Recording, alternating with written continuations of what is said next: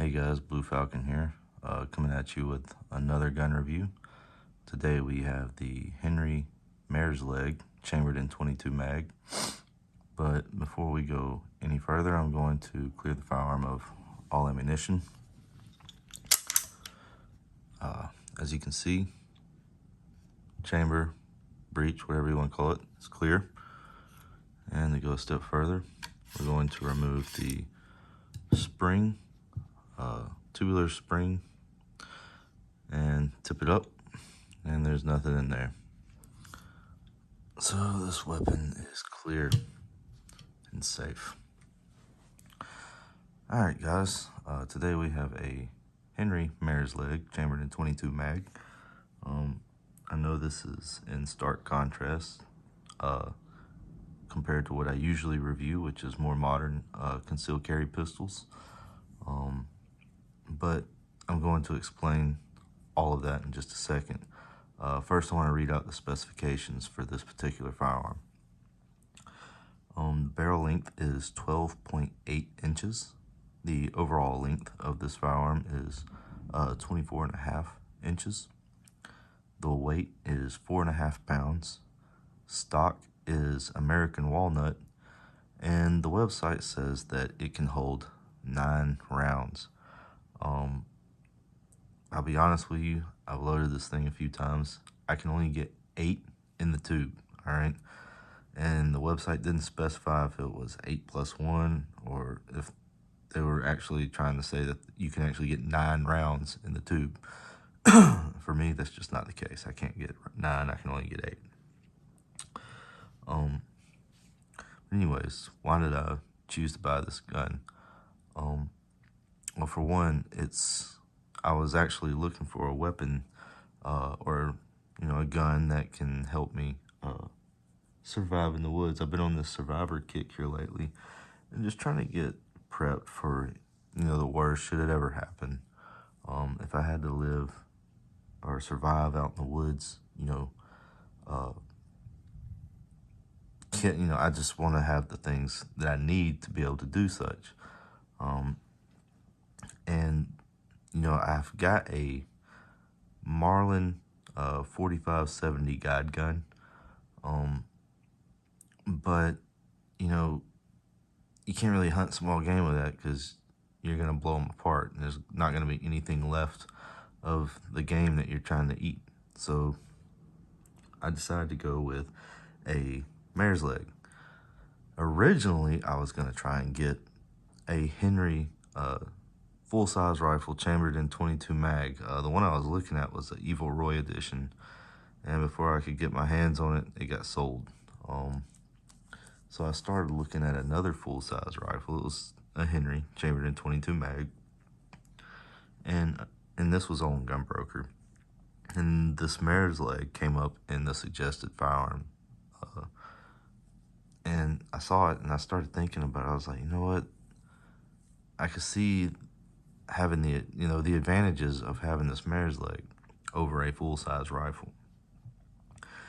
And the reason that I chose this over the full-size rifle was the fact that, well, it's smaller, and while you can't go cheat to stock because, in order to have a 12-inch barrel on your firearm, it has to be classified as a pistol and or get a short barrel rifle tax stamp. But they cut it down. They classify this as technically or legally as a pistol, but you can still go cheat the stock.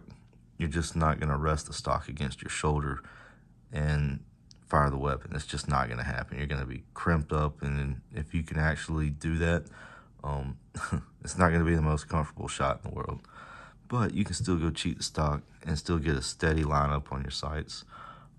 Even with it being 4.5 pounds, it's not that encumbersome. It's a balanced weight. So not a big deal. Another reason that I chose this was because, again, its size. Say you're going out for a big game hunt, you're trying to, and again, this is more like in a survival scenario, you're trying to eat, right? And you're hunting and you're trying to find that big game. Well, you can't find it.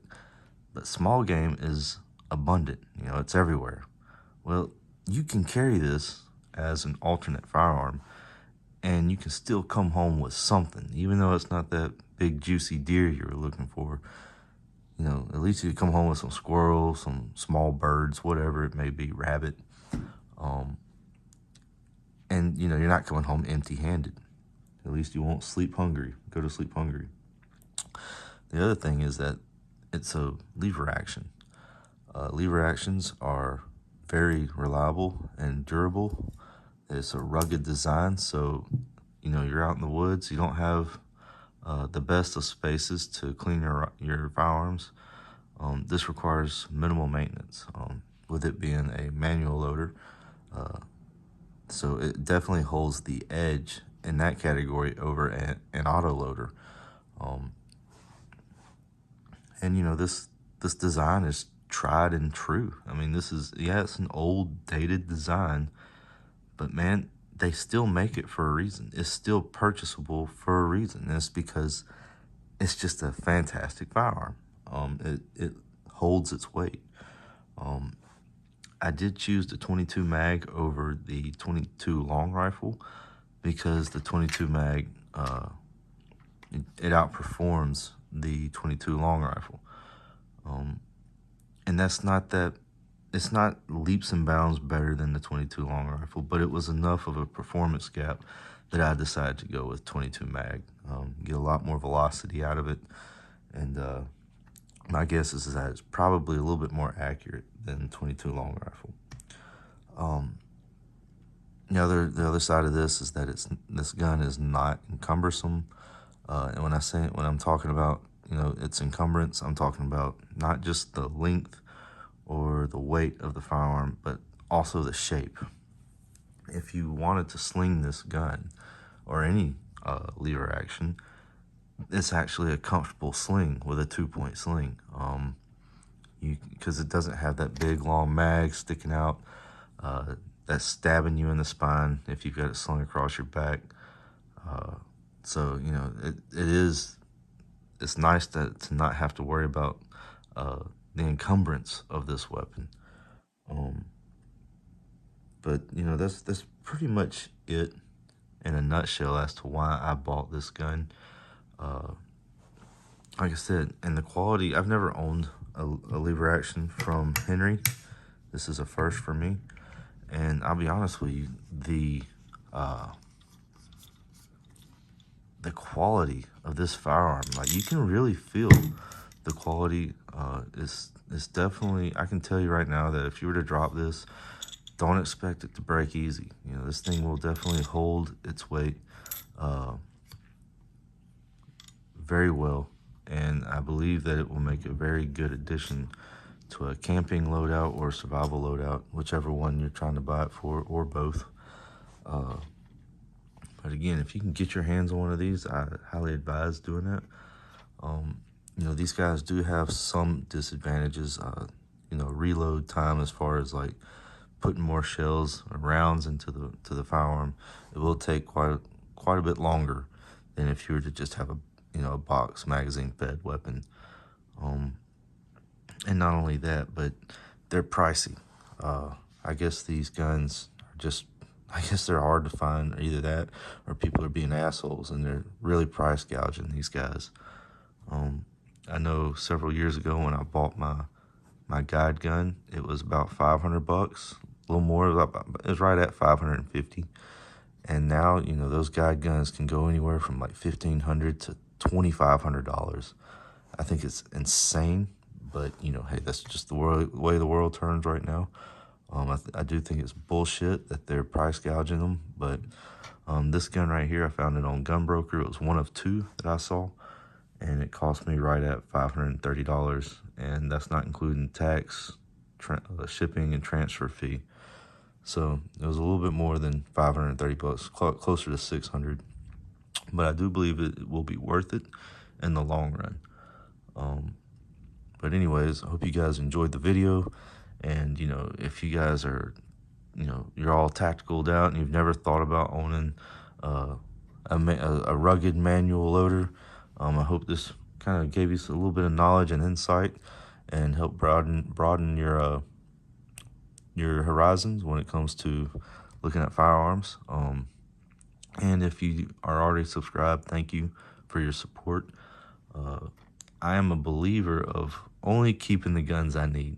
A lot of these guns that I review, I end up selling to try and get some of my money back so I can go get another gun to review.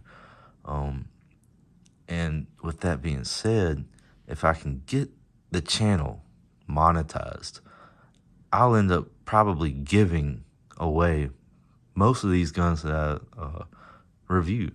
And it's, like I said, mainly because I don't believe in keeping something that I can't use. You can only use one rifle at a time, and each one of my guns have a specific purpose.